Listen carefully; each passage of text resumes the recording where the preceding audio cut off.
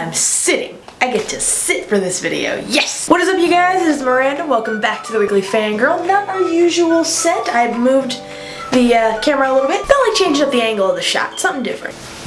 Is my mic on? Please let my mic be on. Mic is on. Okay, the mic is on. The shot is focused. Everything's fine. We're good. Newt, how you doing? Doing good. Awesome. So it has been 3 weeks since my last video, and of course I've been lazy with uploads. I haven't made anything.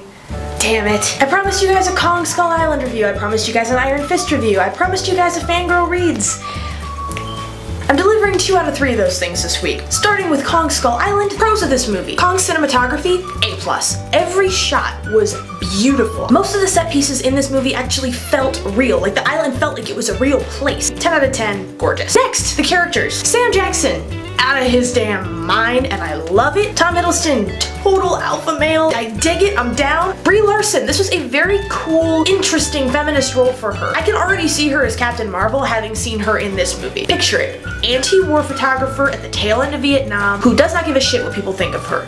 Phenomenal. John C. Reilly's character of Marlowe. Oh my god! John C. Reilly was a comedy red herring in this movie because everybody thought when they saw him in the trailer, myself included, he was just gonna be the comic relief. Nobody expected this man to actually have like a meaty role in this movie. My one complaint, I would have liked to have seen more time devoted to his storyline because it was a cool one. His character at the beginning is what sets up the entire plot of this movie. Also, a character we only saw for like 2 seconds right at the opening was his Japanese enemy turned friend. I could have watched a movie just devoted to John C. Reilly's character and the Japanese guy's character, and it would have been cool. War veteran castaway on Kong Island, Skull Island rather. On the subject of comic relief though, the comedy and the action scenes in this movie blended together seamlessly. Nothing was too much. The action was on point. From the jump, I mean, you feel every hit. It goes from, I mean, it looks like a typical war movie, and then out of nowhere, Kong's throwing trees at fools and knocking helicopters out of the air. It's insane. But then again, what do you expect when you drop bombs on his home? You know, and he's gonna fuck fools up. Which was really cool. They don't paint him as the villain. Sam Jackson is the only one who really sees the monkey as the villain. I'm sorry, ape?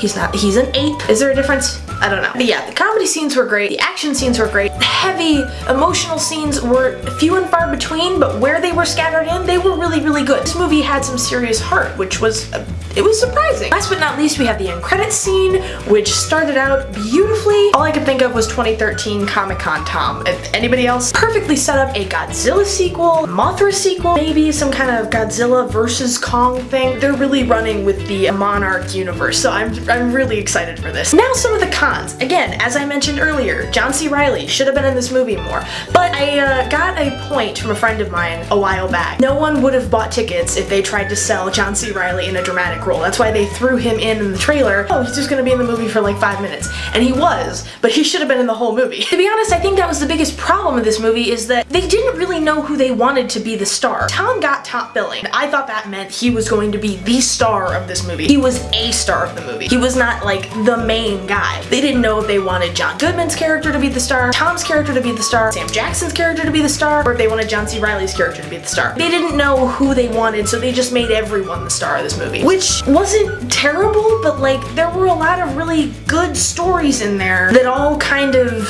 I don't know, I think they fell a little flat. Maybe they'll expand on it in sequels, who knows. I am personally looking forward to it. Moving on, Iron Fist. Pros for this series, number 1 is obviously Claire. So excited to see her again. I'm so glad that she was in this series. She had a lot of the best scenes. I love her. Can she just be in every Marvel property from now on? I think I've said that before, but seriously, I'll start a petition. Rosario, please, we need you. Because she's the real hero of the Netflix MCU, am I right? Next, we get the return of the Hand, which was pretty cool. We get to see Madame Gao again, who is one of my favorite characters. Although to be honest, just like with Daredevil Season 2, we really don't know whose side she's on, which is really confusing. Most of the time she feels like a villain. She was painted as a villain in Daredevil Season 1 for most of Daredevil Season 2, but then like she gets into that conversation with Matt, and it sounds more like she's trying to mentor him, like she's concerned about him in a weird way. And then it's the same way in Iron Fist. It doesn't feel like she's entirely in control, number 1. Like she's entirely the bad guy here, or like she's entirely I mean, obviously she's not a good person. Not entirely sure what her motives are, but I can't wait to see her again in the Defenders, which I'm assuming she's coming back for the Defenders. She might not, who knows. We get into Colleen. Colleen was awesome. Then we get into the Meachums, who I thought were pretty cool, but can we all agree that Ward really needs a hug? and a vacation. Ward needs help.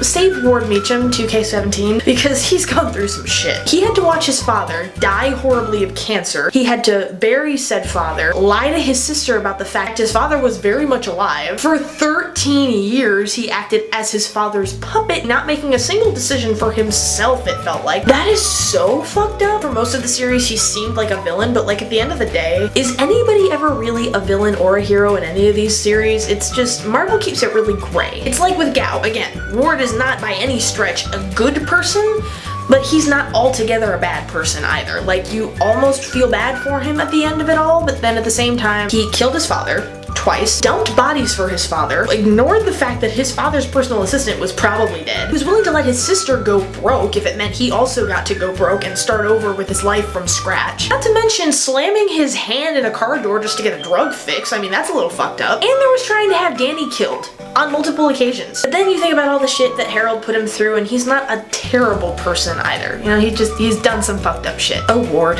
you have issues. Speaking of issues, there's Danny. Danny's story for me is murky. I don't really know how to feel about him.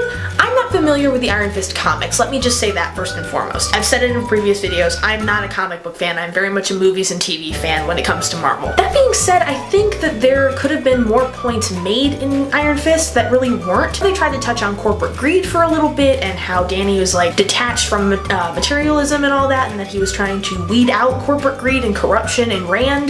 That arc kind of dropped halfway through the season. I think that a lot could have been said about his rage, a lot more could have been said about his rage, the same way a lot could be said about Matt's rage and Daredevil that really isn't. Not a whole lot was addressed there because at the end of the day, he's still got issues. He's still figuring out how to unblock his chi, I think. He's still not a fully realized Iron Fist. And I know, it's only the first season, fine, whatever. I'm just saying, he could have been better developed as a character, is my point here. Iron Fist was not bad. Let me just say that. I did enjoy watching it. But I think I only really enjoyed watching it because I know it's a lead into the Defenders, and I know that if I didn't watch it, I would have missed things, and I wouldn't have known Danny's character as much. I feel like the story could have been much better developed. Also, there were a lot of things that never get addressed again after they're introduced that really just, there's a whole list. I'll put a link in the description down below. There's a whole list of plot holes in this series that make absolutely no sense, and as much as I did like this show, all of these plot holes are 100% true and 100% need to be talked about. If you guys want to laugh, like, I mean, no tea, no shade, every one of these is true. Go read the list, it's hilarious, I promise you won't be disappointed, you will die laughing, I know I did. But yeah, there you guys go, there were my reviews for this week. Stick around next week for Fangirl Reads. I know it's late, but it is coming. I'm actually really excited to get back into that series for as shitty as it was of a book, oh my god. And if you guys want to see me read other shitty romance novels, I actually have another channel with my friend Chelsea, Fangirl and the Cinnamon Roll, link to which will be in the description below. We're reading this really shitty novel from like, I think like the 80s or early 90s called Love and Glory. Oh my god. On a side note, if anybody knows who Joyce Mears is, my god, if she is not a terrible writer. Let me put it to you this way. Stephanie Meyer looks good compared to Joyce Mears. Sorry, I'm not trying to put her on blast. Wait, yes I am. Anyway, if you want to see that series and Fangirl Reads, find the links in the description. I'll have playlists for both. But that is all for this week, and if you like this video and you want to see more from me, you can click the subscribe button down below. Subscribe to us on the Fangirl and the Cinnamon Roll. We would really appreciate it. You can hit the thumbs up button down below and leave me a comment. Tell me what you thought. Tell me what you thought of Iron Fist, what you thought of freaking Kong Skull Island. If you're excited for the Godzilla sequel, comment down below, let me know. And until next time, you guys, I've been Miranda. This has been the Weekly Fangirl. I thank you so much for watching as always. Thank you for your patience these last couple weeks, and I will see you next week. Bye, guys.